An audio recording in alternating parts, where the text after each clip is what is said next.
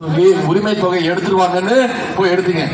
அதே மாதிரி ஷார்ப்பா 23ஆம் தேதி வாக்குச்சாவடிக்கு போய் வாக்குப்பெட்டியில 3வது இடம் சகோதரி நாகஜோதியோட பேர் இருக்கும். அதுக்கு பக்கத்துல உதயசூரிய சின்னம் இருக்கும்.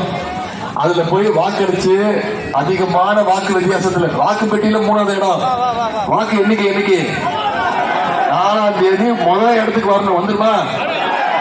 இப்படி பல்வேறு திட்டங்கள் செஞ்சு கொடுத்திருக்கோம். இப்போ வாக்குறுதி கொடுத்திருக்கிறார் முதலமைச்சர். என்ன வாக்குறுதி?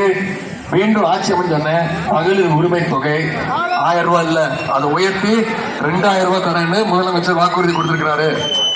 முதலமைச்சர் காலை உணவு திட்டம் 5ஆம் வகுப்பு வரைக்கும் இல்ல 8ஆம் வகுப்பு வரைக்கும் விரிவுபடுத்தப்படும் சொல்லியிருக்கிறோம். கல்வி ஊக்கத்தொகை 1000 ரூபாய் இல்ல 1500 உயர்த்தப்படும் சொல்லியிருக்கிறோம். மகளிர் உரிமை தொகை 2000 ரூபாய். அதே மாதிரி இல்லத்தரசி கூப்பன் ஆட்சி அமைஞ்சோடனே ஒவ்வொரு மகளிருடைய கைகள்லயும் நம்முடைய முதலமைச்சர் அவர்கள் 8000 ரூபாய் நம்முடைய முதலமைச்சர் அவர்கள் மகளிருடைய கைகளில் ஒப்படைச்சிருவோம். மகளிர் அவங்களே முடிவெடுத்துக்கலாம். வீட்டுக்கு என்ன பொருட்கள் தேவை, என்ன மின்சார பொருட்கள் தேவைங்கிறத அவங்களே முடிவு பண்ணி வாங்கிக்கலாம்னு முதலமைச்சர் வாக்குறுதி கொடுத்திருக்காங்க.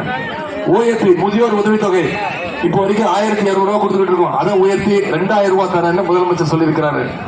அடுத்து கலைஞர் கனவு இல்லம் அடுத்த 5 வருஷத்துல 10 லட்சம் கலைஞர் கனவு இல்லம் வீடு கட்டப்பட்டு யார் யாருக்கெல்லாம் வீடு இல்லையோ அவங்களுக்கெல்லாம் கலைஞர் கனவு இல்லம் கொடுக்கப்படும் வாக்குறுதி கொடுத்திருக்கிறோம். இந்த வாக்குறுதி எல்லாம்